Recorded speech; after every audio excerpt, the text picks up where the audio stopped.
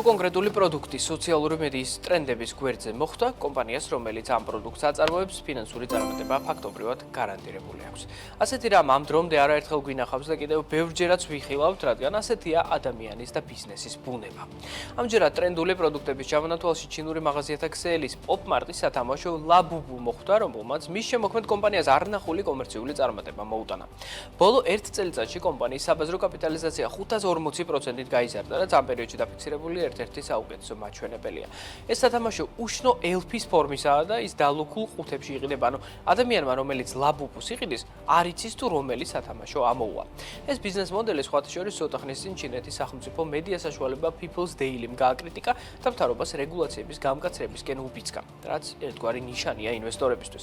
მოგვიანებით პოპ-მარტის აქციებს დაკვირვება მსოფლიოს ერთ-ერთმა უდიდესმა ბანკმა, ამერიკულმა Morgan Stanley-მ შეწყვიტა, რაც ინვესტორებმა უარყოფით სიგნალად შეაფასეს და შედეგად ბოლო 5 დღეში პოპ-მარტის საბაზრო კაპიტალიზაცია 11%-ით შემცირდა. მოკლევადიანი კლების მიუხედავად, მხოლოდ ბოლო 6 თვეში კომპანიის აქციები 175%-ითაა გაძვირებული.